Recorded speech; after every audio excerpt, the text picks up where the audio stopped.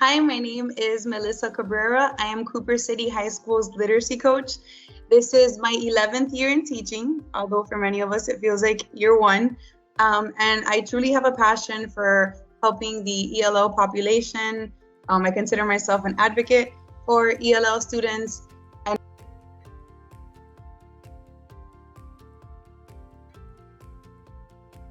Come up with this really innovative idea that I really like.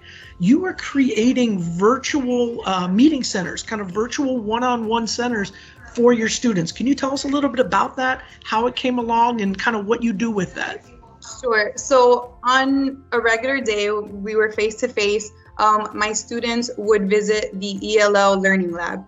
What the ELL Learning Lab is basically is my office, or the ESO contact's office, and they will come in groups. They schedule themselves, and they would extra time on exams, help on projects. Sometimes the teachers on the fly, they would send them, and they know that the work deserves accommodation. So it was just such a collaborative space between students and teachers. And since we went virtual, I was missing out on that space. So of course, this idea came to me very late at night, because I didn't know how else to make sure this population is taken care of. And I decided to go through all the apps we had on Outlook, and I came across Bookings. And Bookings, it has this whole business aspect. It definitely took some tweaking. I taught myself. I looked on YouTube for everything I could find on Bookings, and I kind of tailored it to be student friendly.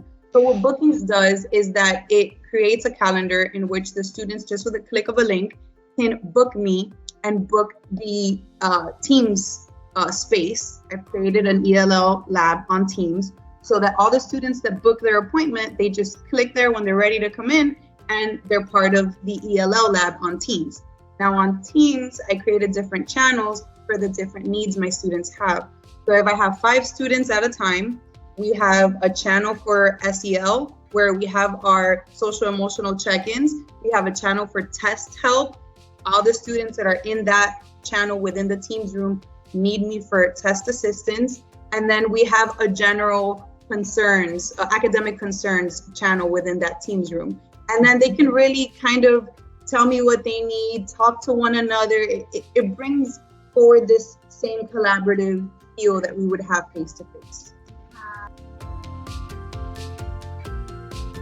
Unit 1 notes and homework packets.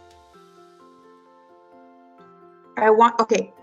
So something super cool about Canvas, it's available. It's reading it. Yes. I love this extension. It's reading it for you. Beautiful. Love it. Okay, so you know what you're doing. So definitely use that whenever it's available. If you notice, for quizzes and for discussions, it's not there. But that's why I know. Sure you have that default, that Google Translate extension in your school computer. So whenever you don't see Immersive Reader on the page, you don't see that little button, you can always use your Google Translate extension. Yeah. Yeah. Okay. One last thing I'm going to share with you, that because you are just amazing beyond words, is Thank you. where you glosser. And this is going to help you so much in your classes. I'm kind of hoping Hebrew was the only language they didn't have last year. They don't have Hebrew in a lot of stuff. I know. I can't wait till we get back to school, because in school I have tiny little carry everywhere with you dictionary that you're allowed to use in your test. Your FSA. We've got from the school last year dictionaries, but I mean, they weren't like in high level that helped us really.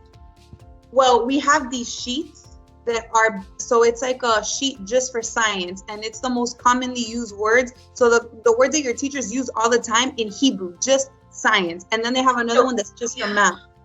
Yeah, so my teacher last year tried to find one for us too, but she didn't find one. So we just made one with her because she talked Hebrew.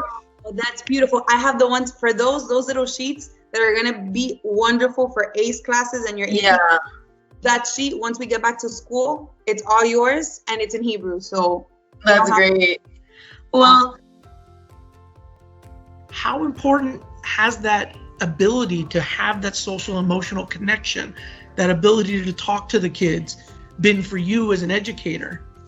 Well, first and foremost, I think a huge social emotional component of the ELL population, or teaching the ELL population, is them understanding what being an English language learner is and how it's viewed, because there is some sort of stigma out there that they're less than or they're not capable of, and it's just breaking through all those misconceptions with them so that they're proud of being an English language learner. Like, here they are in a completely different space, learning a completely different language, and just they feel supported. They feel supported emotionally. They feel proud of who they are and what they have to offer. They know their worth. And that way, once we build all that, I feel like we have a successful child, not just academically, but extracurricularly, or even in their life outside of school. So I think that social emotional aspect, if anything, is one of the most necessary components of dealing and teaching and growing with ELLs. Absolutely. And I can feel your passion coming through the computer, and it's wonderful.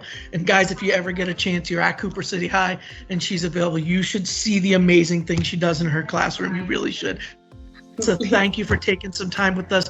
Thank you for sharing with us. And we hope to hear a lot more from you on that Facebook and on that Twitter and in our district.